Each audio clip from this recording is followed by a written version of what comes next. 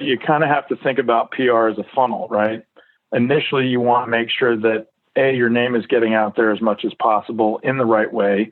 And so you start off with a really big opening of the funnel, but then over time, you can distill that down into what your particular area of expertise is. Practice Perfect. Actionable business information to take your medical practice to the next level. Now, your host, Nick Dumitru. All right, welcome back to another episode of the Practice Perfect podcast. Today, we've got a very special episode. We're going to start talking about public relations. Now, public relations is an area that I haven't focused on personally in our business. We primarily do public relations for, SEO value or to try to leverage it for other assets. So I'm very excited today to have with us Bretton Holmes. This is his 20-year anniversary from starting Holmes World Media, and we've decided to do this podcast to really shed some light on public relations and how it can be used. And just like you guys listening today, I'm also going to be learning today because this is an area that fascinates me. And like I said, I don't particularly touch it myself, but I know it has tremendous value. It's added tremendous value in the past when we've worked with other firms with our clients as well. And Bretton has a wealth of experience. So very quickly about Bretton, he has, like I said, been doing this for 20 years. He started his practice in the down and dirty business of Beverly Hills plastic surgery marketing. So he's going to have some stories for us, I'm sure. Bretton's also a former Marine in the United States Army. And while I'm not in the U.S., being in Canada, if anything should ever happen with a world power, we will come crying and screaming to the American military. So Bretton, I would also like to thank you for your service on behalf of the Canadians as well.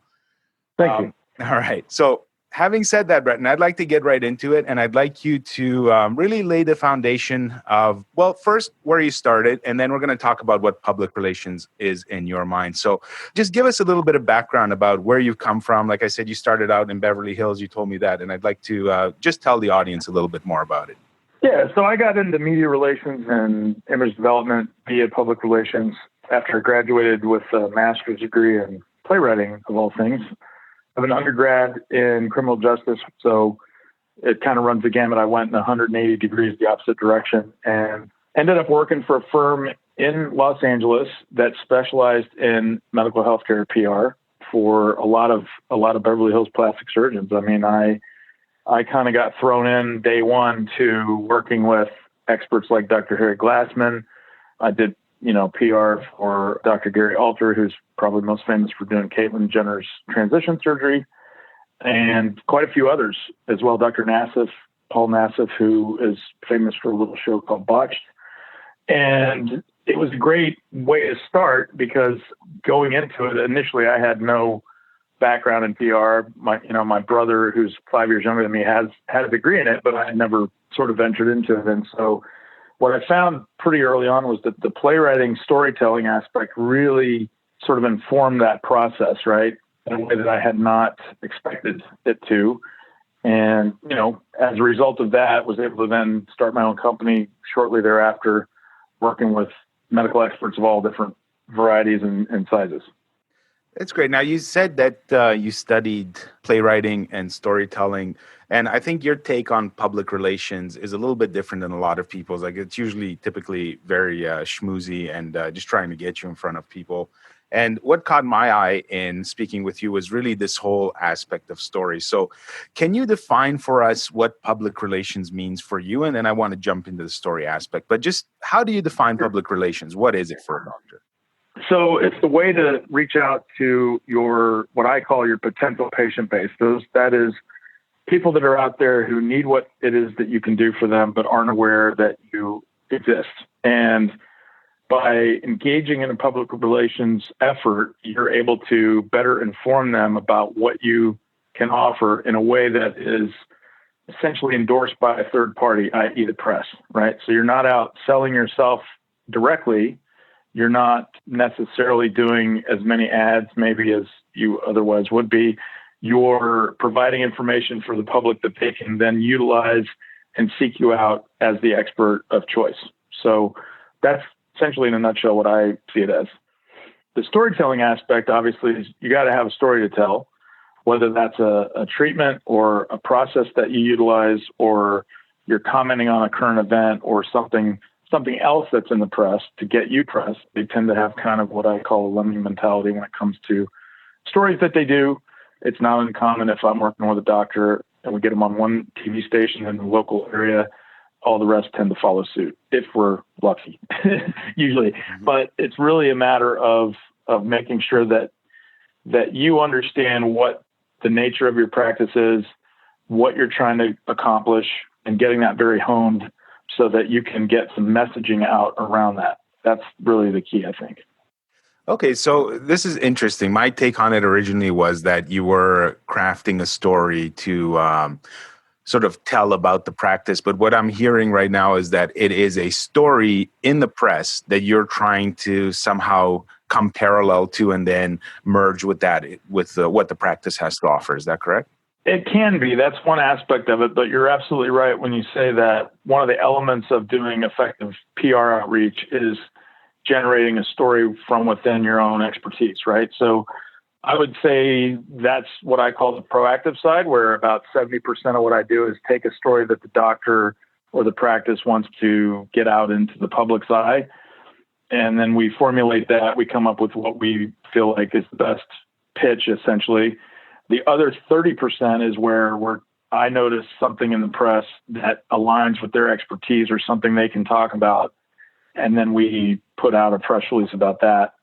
And one of the things that I always tell the docs that I work with is you may want to just do this one type of procedure because it's your favorite one to do, but you kind of have to think about PR as a funnel, right? Initially, you want to make sure that, A, your name is getting out there as much as possible in the right way. And so you start off with a really big opening of the funnel, but then over time, you can distill that down into what your particular area of expertise is. For example, with Dr. Alter, he wanted to do one type of procedure, was running into problems because it wasn't at the time a terribly popular procedure in the eyes of the press.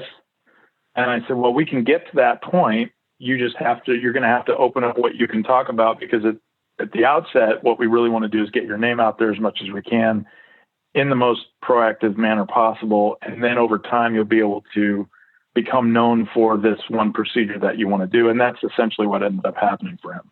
Interesting. So one thing I like to do on these podcasts is I really like to get down to the minutia of examples of how this is done in the real world.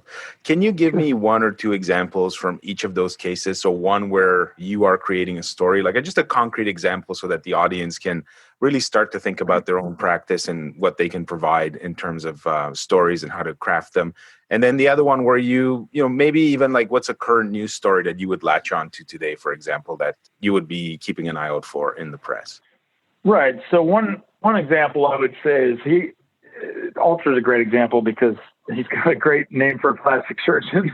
And I think initially when we started working together, and I was still sort of in my PR infancy, but I was learning as quickly as I possibly could.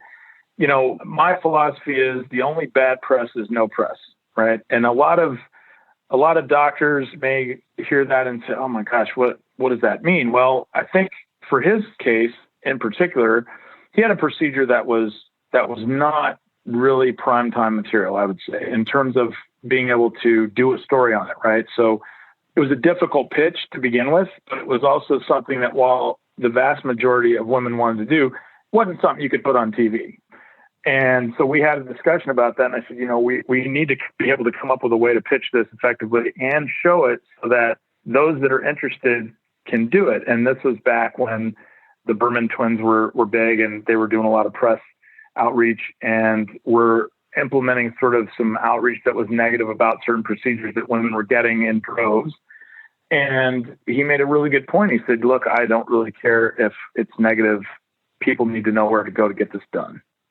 And that sort of occurred to me that, that's really, in a lot of respects with plastic surgery, especially because you're dealing with some areas that may not necessarily be, able to be put on the news at 6 o'clock or what have you, that if you look at it from a perspective of, this could be a potential negative, it may not be. And you got to kind of think about it in those terms that you don't really know what the response is going to be until you put it out there. And the worst thing that they can say is no. It doesn't mean that you can't go back to the drawing board and come up with another way to angle it or pitch it or tell the story of it, right? A lot of times they're going to want a patient. If you're doing press outreach, they want to do a human interest story. How does this change the person's life? What is it about this that caused them to want to go seek out this particular expert, et cetera? Things like that. When you talk about minutia, that's all it is about getting down to the nitty-gritty details and providing the press with what they need, which is a good story, really. I think that's the biggest factor when you're doing PR, especially in the aesthetics world, because it is so competitive. You've got a lot of different moving parts. The press over the last, I would say, 10 to 15 years has changed considerably, where they're less, I would say, less likely to want to promote a particular doctor or what they perceive as promoting a particular doctor. But if you pitch it in the right way, it becomes less of a promotion and more of an informational for the public. And so part of what I do is I try to explain to them, yes, I know this looks like an aesthetic procedure, and I know that you believe that you're quote unquote promoting this doctor, but really what you're doing is providing viable information for a huge amount of the population that needs it and is looking for it. They might as well get it from you guys as opposed to some other outlet, right? If that makes sense. And so what I have to do is kind of play middleman between what the press needs and what the client needs and bring those two halves together. That makes total sense. So I want to unpack a couple of things here for the audience, because the people listening to this are either practice managers or physicians that have their own practice, and they're not necessarily always trained in marketing. So a couple of things that Bretton touched on there are very important. The first thing is really the power of story. And I'm going to tell you a quick little story at the end of this little ramble about good press and bad press. So story is powerful because it's how the human brain learns. If you think about the way that religion and knowledge has been passed down over the centuries, it's usually through parables, through story, right?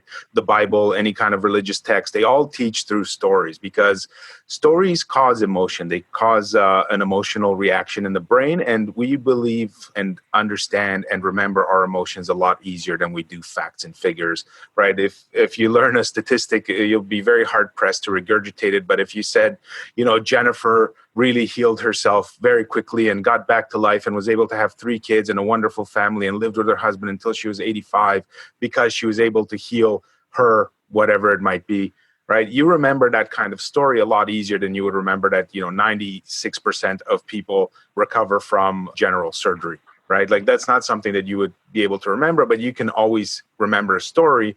And the important thing is that you can also retell a story. So the other powerful aspect of stories is if somebody sees something on the news or Bretton gets you in front of some kind of TV show that as you tell your story, that story is very easy to be repeated. As you tell your facts are very hard to remember. And they'll just say, I don't know, some doctor said something about you can have breast augmentation, as opposed to, I saw this woman online. She had breast augmentation. Oh my God, her confidence jumped through the roof. She got a new job. She was able to start dating again after she got divorced. It was amazing. It was so inspirational. It was this guy downtown, Dr.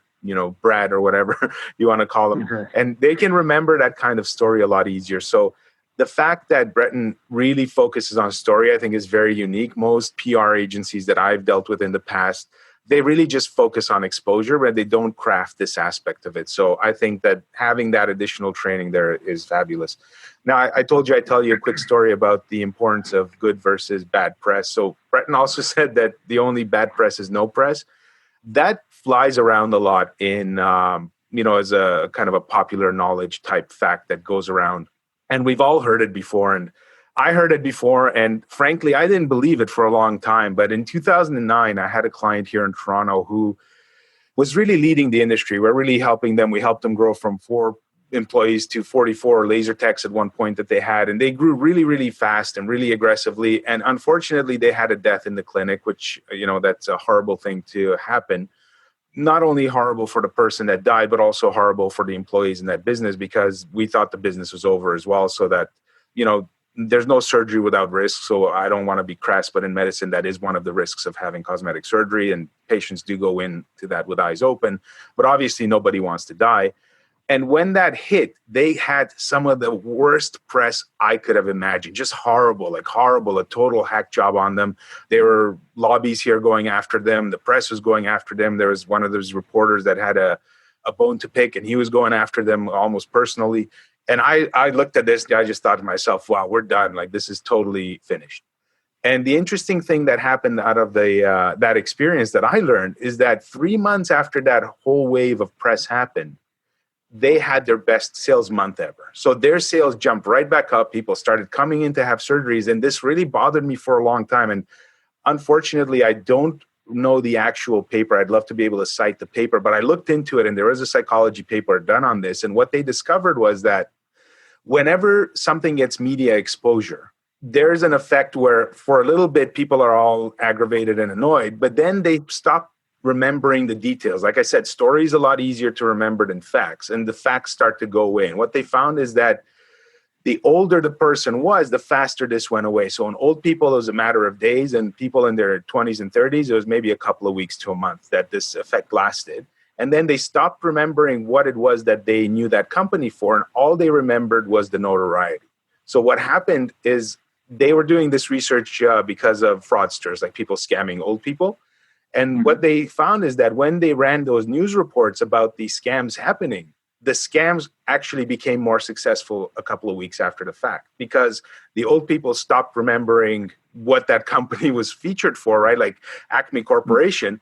They just got on the phone and the guy said, "Oh, this is Joe from Acme Corporation." They're like, "Oh, Acme, I think I've heard of you guys." And they started to trust them more. Yeah. And one of the aspects of that a lot of people in my industry kind of know, but isn't, I would say, common knowledge among the public, is that if you've got a doctor who is trying to become an advocate, right? This happened a couple of years ago. I had a doc who his whole thing was wanting to be an advocate for patients, which is, altruistic and great, and it's definitely needed. But he went a little too far with it, got sued, and what ended up happening was the company that sued him got absolutely more patients than he did, because they figured that the reason that he was doing it was just trying to ride on the coattails of the story that had been done 5, 6, 7 other times.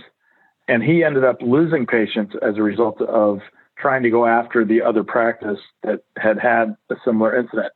So it's very interesting the way that the human brain works in that regard, because it's really, I always tell everybody, an advertisement will tell somebody how to find you, but a piece of press will tell them why they should. And whenever you're doing PR outreach, I think you have to keep that at the forefront of your mind, because what happens in a lot of practices, and for all the practice managers out there are probably going to scream, yes, he's right when I say this, but you get stuck in your cave a lot of times because you are around the other employees. You've got the leadership of the doctors or doctor in the practice. You all are arrayed against the common goal. And it's very easy to lose focus on what's going outside that office. And I think it's really important for practice managers and doctors alike to understand that you may not know everything there is to know about what's going on with the temperature of the public or what their perceptions are.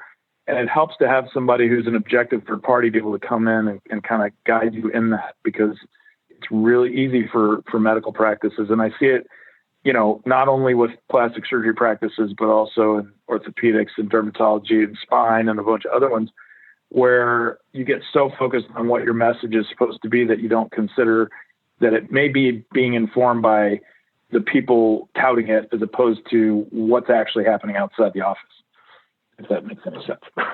Yeah, absolutely. Makes total sense. So what Bretton is saying is that there are parties out there that are promoting things, and it's perceived very differently, and it's also effective in very different ways than if you're getting this kind of third-party endorsement.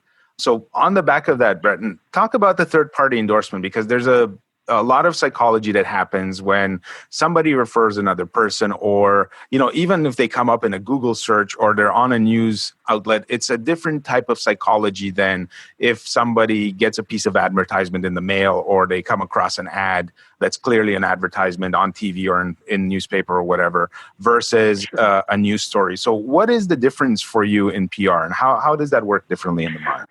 So it's pretty straightforward. I mean, the answer is that you're either promoting yourself or somebody else is promoting you. And I don't necessarily like the word promoting. I think it's more of a legitimizing force, really, when I think about what the impact that the press can have, because we all hate it when, you go to a doctor and they're very salesy. I mean, we don't like that. I think plastic surgeons in general have a tendency in the press, in the media, through movies, what have you, to be perceived in that way where it's, we're trying to upsell the patient on you need this and you need that to make that work, et cetera.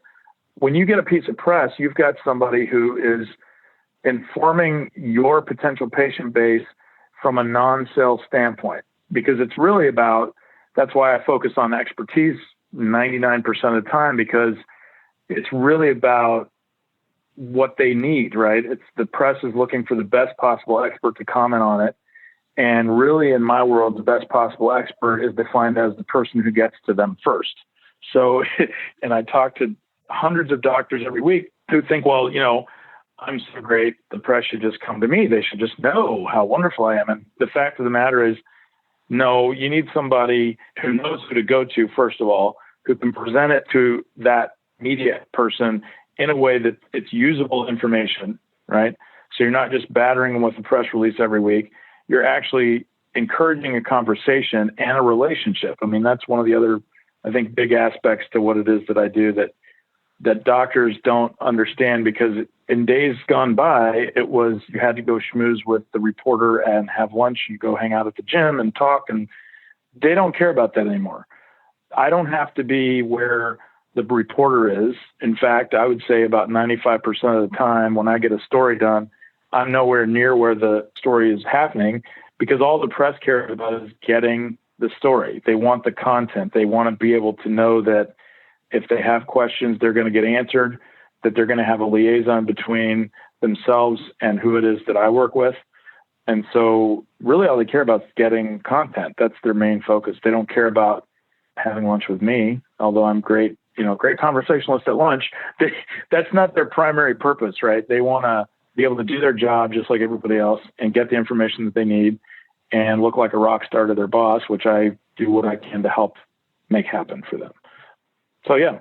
Okay, that's pretty cool. So on the back of that, I wanted to ask, it doesn't matter where you are. You said it doesn't matter where you're located, which is fantastic. That means that, well, one, you can help anybody. Two, it really opens up the type of media that the physician can get, because I think one thing that doctors don't understand is the fact that they can get national press or they can get press outside of their jurisdiction and still leverage it. So I want to talk about two things. The first is, what sort of media do you work in? Like, where's the best bang for the buck for the doctors? And then after that, I want to ask you about how to leverage the press that you are getting. Right. So I would say, to answer your first question, national is always local, right? As an example, if I get a doc in Lure magazine, just to name one, there's hundreds of them, but they're one of the more well-known ones, that's going to play in a local market somehow, right? Because there are people in that local market that subscribe to that magazine or are going to see that story on the web, where they are when they're doing a search, et cetera. So I always tell, doctors, don't discount going nationally, because it will help your practice. And they need to know you're there, right? Because invariably when I call New York City, and it is the mecca of press for aesthetic experts, they've used everybody in New York City multiple times. And so it's nice for them when they get somebody who's from Poughkeepsie or who's from Austin, who has maybe a different perspective on the same topic. And that's part of that, leveraging that story to an extent where they want to be representative of the whole country. They don't want to just be representative of New York City, even though there's a ton of great experts there. No question about it. Same goes for LA. There are also enormous, quantities of great experts in middle America and probably in the middle of Canada as well. In terms of leveraging the press, I always say, make sure that you're promoting it on social media when you do get it. Because what I find a lot of the time is that, social media, I always say, and you may disagree with me, but I always think I don't think that doctors in and of themselves know how to leverage it properly yet because there's so much of it. And I tend to look at it like a tiger in a cage with the door open and everybody just throws raw meat at it, hoping it won't eat them.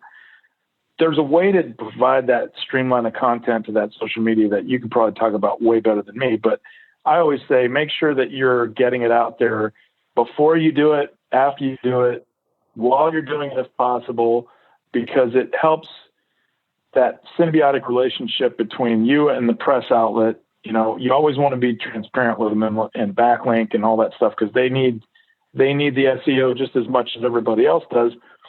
But really, it's about building that relationship that, you know, I look at what I do as not only representing the expertise, but also helping the doctor to foment a relationship between their local and national media outlets because they'll come back and use you again. You know, if they have a good experience and the information that you're submitting to them has been vetted and fact-checked, it foments trust. And that's critically important, especially in aesthetic medicine and in medicine in general, because the doctor is asking total strangers to trust them when it comes to putting their hands on them, you know? And I think when you think about it in that context, the story becomes much more crystallized, right? Because if you're approaching it from the standpoint of, we want our patients to trust that we know what we're talking about and we know what we're doing, it's better than we're cheaper than the next guy, right?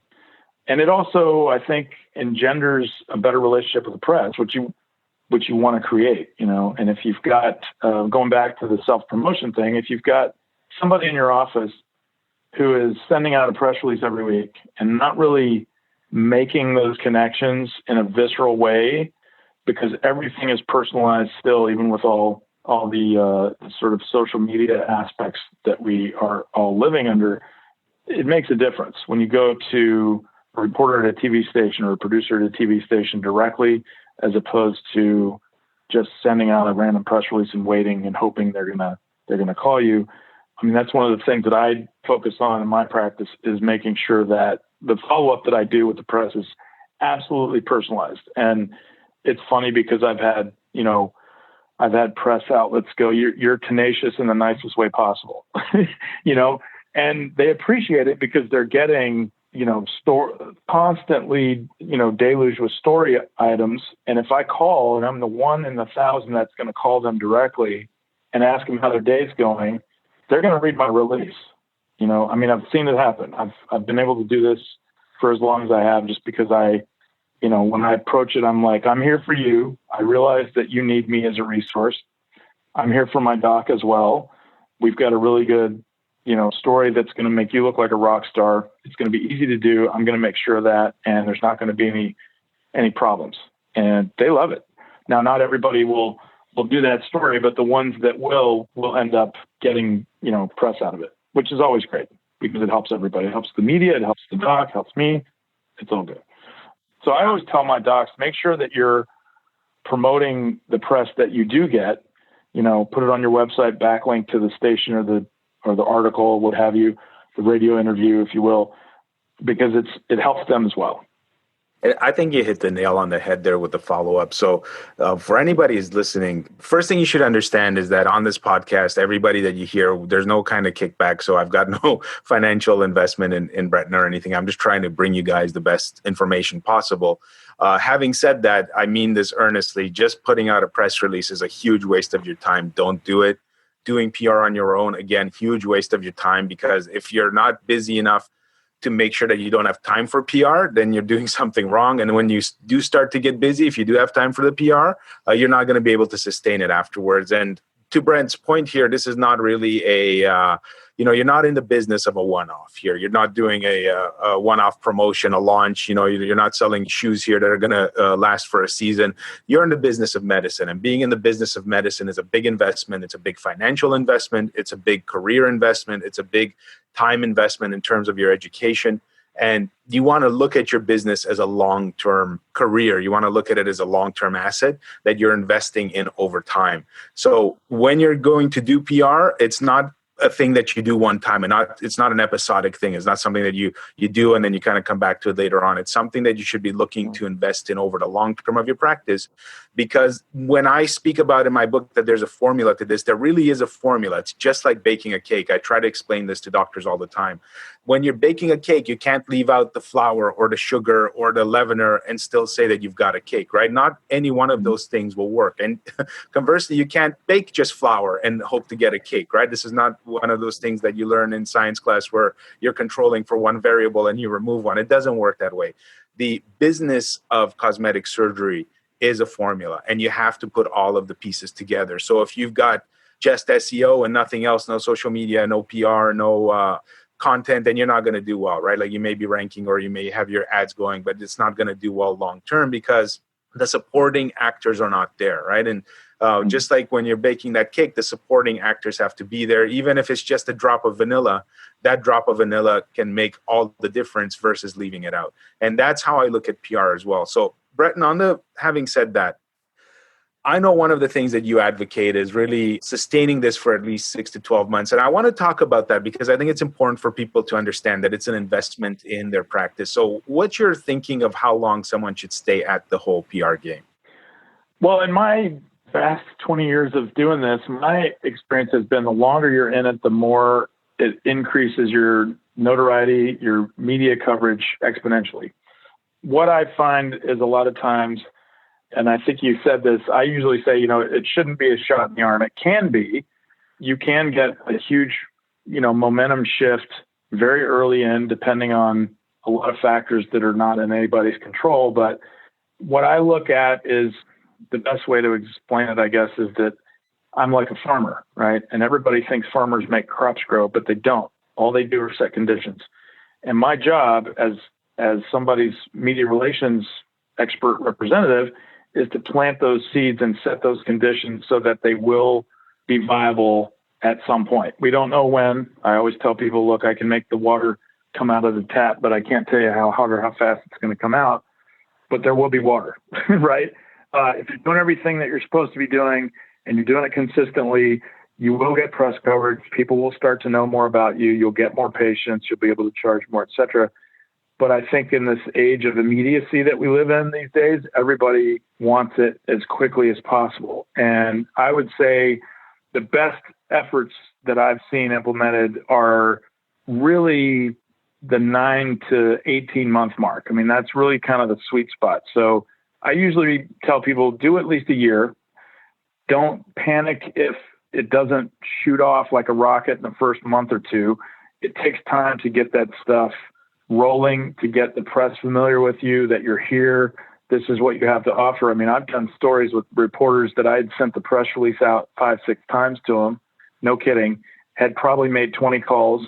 The 21st call, I get them on the phone and they're like, I'm pretty sure we did this story. I'm like, no, you haven't done the story. You just got my press release 5 times and I've been calling you, so they're so busy that they don't even know a lot of times what it is that they're doing, because for them, if they're doing 2 stories a day or 1 story a day, it can tend to run into each other and they lose that focus. And that's why I have a job. It's because I take advantage of that to an extent. But yeah, I mean, I think that that's really the best way to describe what it is that I do is I set conditions and usher those through and make sure that all the elements are in place to get the doctor or the practice that I'm working with the best initial exposure to the press that I possibly can, because that's going to turn into press coverage for them. And you're going to have, a better relationship with the reporter or the producer.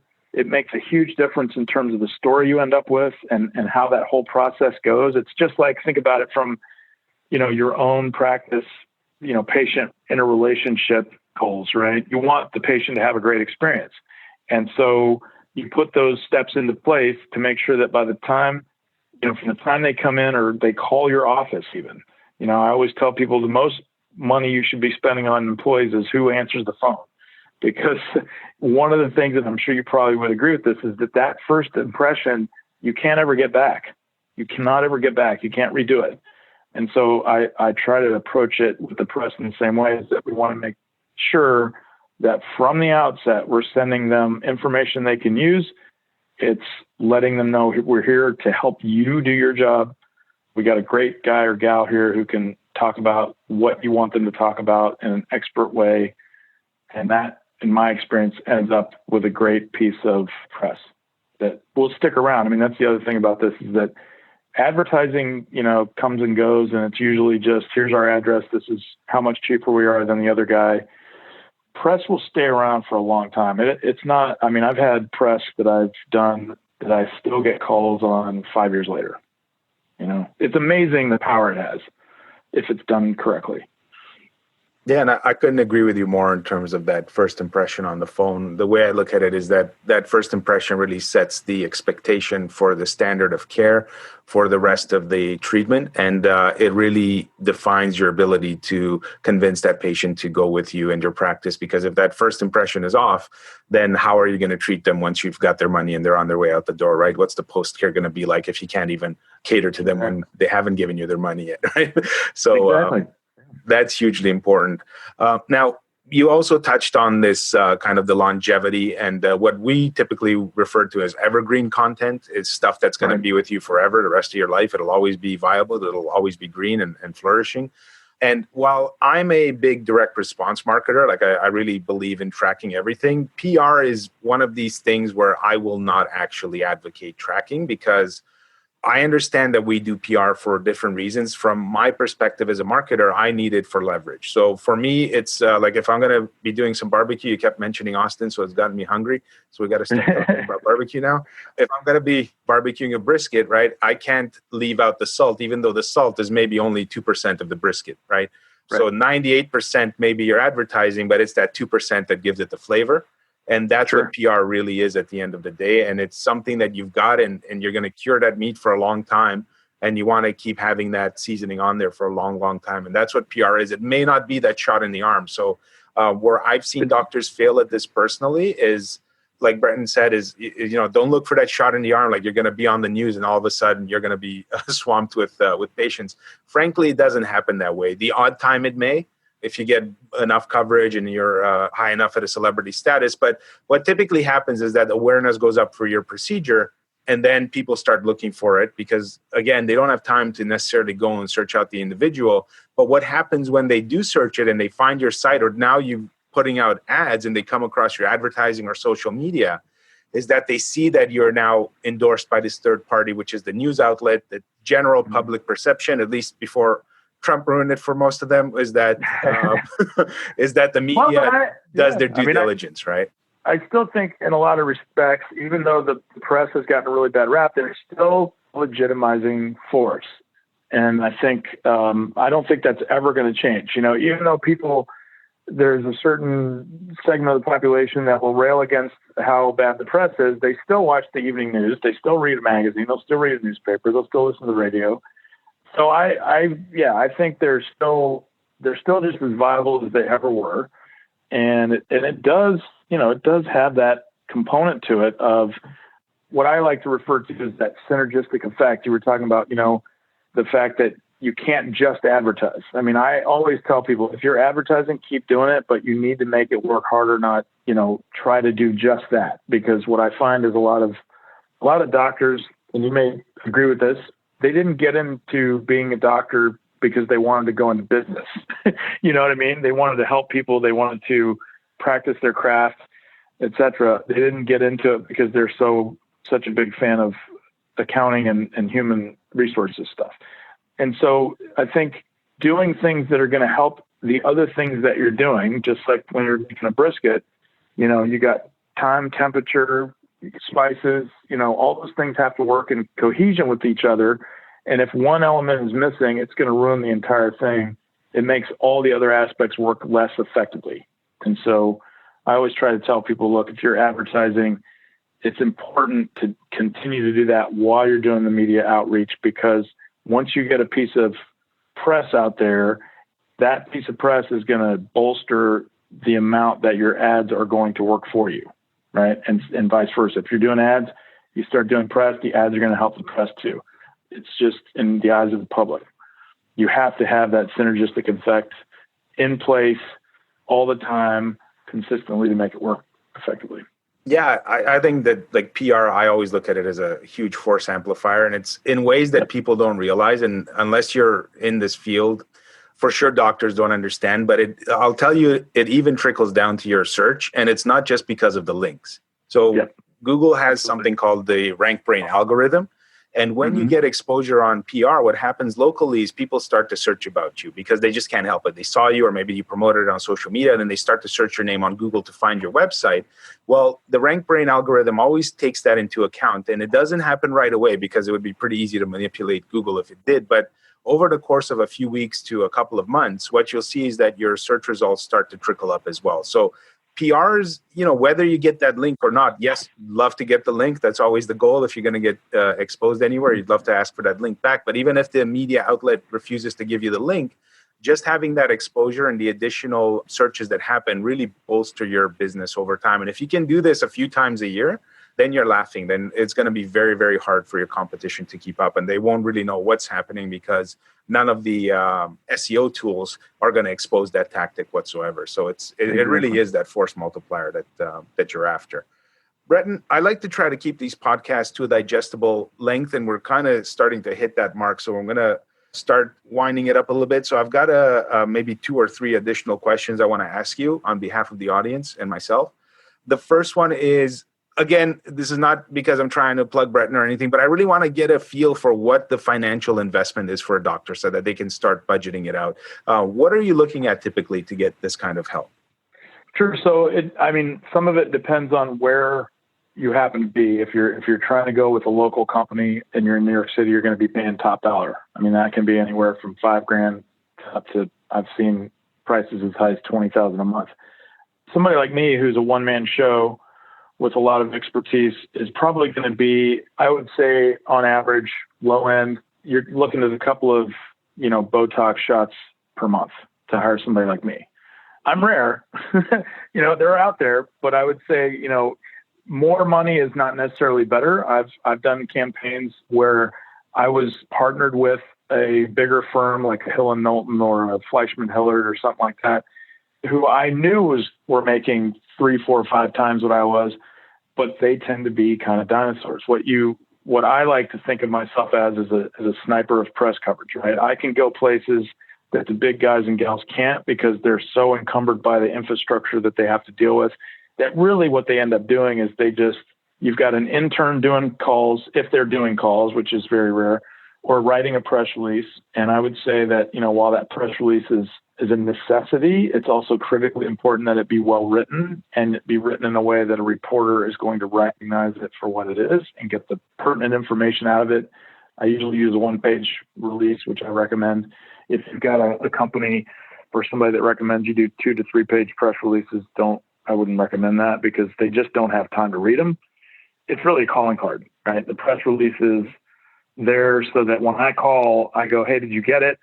And they can pull it up on their email and go, oh, here it is. And they've got 15 seconds to give it a read. And they can tell me right there if that looks like something that they could do that's viable, which is what I want because I only have about 15 to 20 seconds on the phone with them at any given time, unless it's somebody I've worked with for the last 15 years. And we're talking about how our kids are doing and stuff. But I think that's one of those aspects that, it's not really how much you spend. It's, does the process make sense? I wouldn't say a $15,000 a month campaign is going to be any better than a $5,000 a month campaign. It just depends on who you're talking to. Do you have a good rapport with that media relations person or not?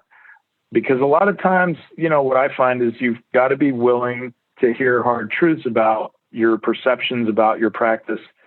And if you're paying somebody to tell you that, you got to be willing, I think, on some level to listen to them and take that to heart. You may not agree with it, but when somebody hires me, I always make them aware. I'm like, look, I'm not here to be your buddy. I'm here to be your advocate, and I'm here to represent you. And if I see that there's an issue, I'm going to tell you what it is. You may not like it, but you're not paying me to be your friend. You're paying me to go to the mat for you and tell you the truth.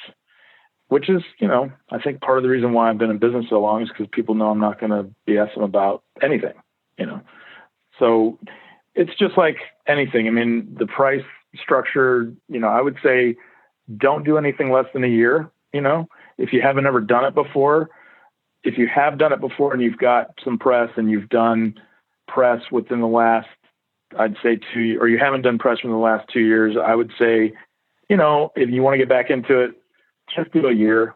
Just get back into it for a year, because you're going to need to get your sea legs under you again for a little while. But yeah, price is like anything. It varies, more cost doesn't necessarily mean better results.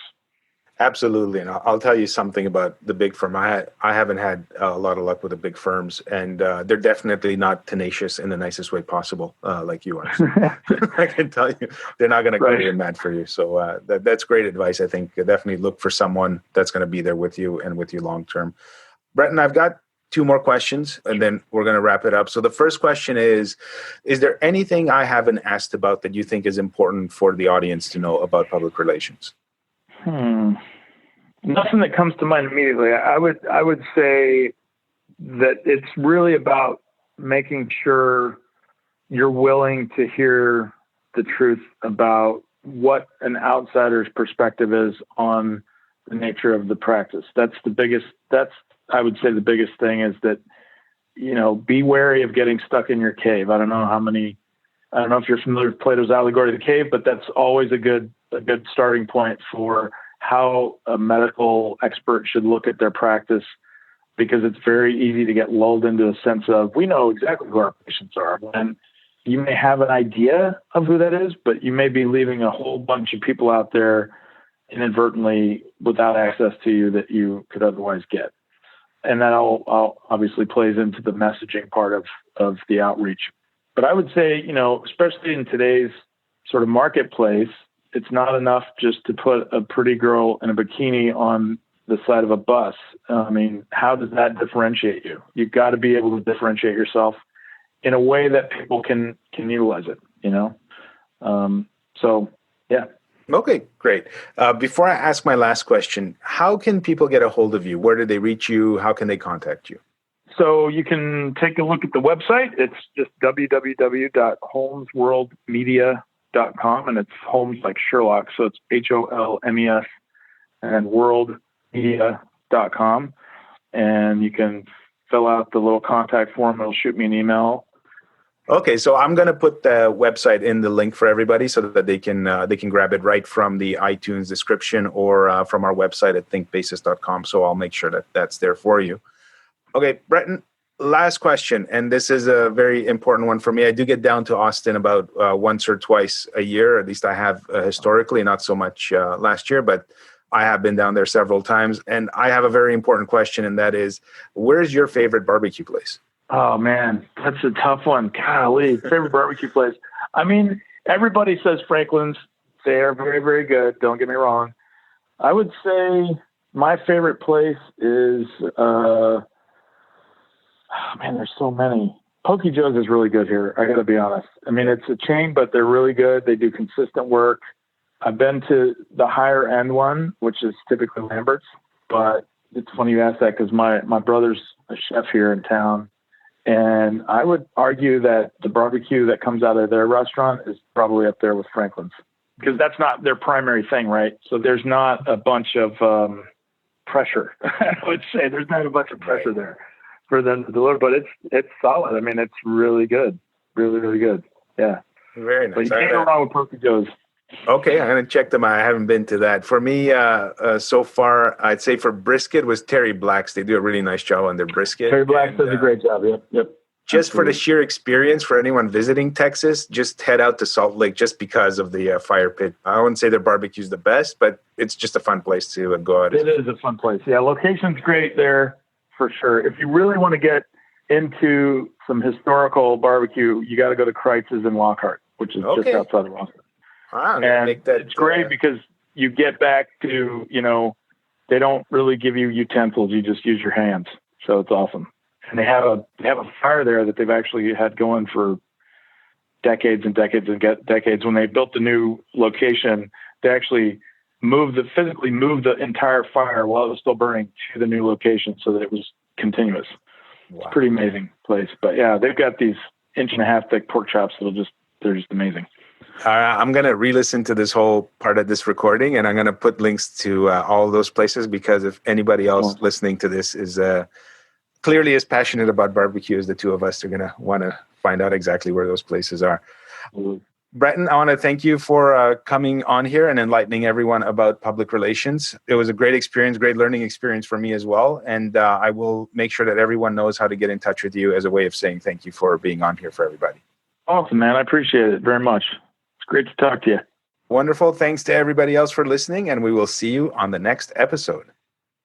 Thanks for listening to Practice Perfect. I hope this episode's given you a lot to think about. I hope you've got actionable ideas that you can take back to your practice and go back and make changes, make improvements, and take it to the next level.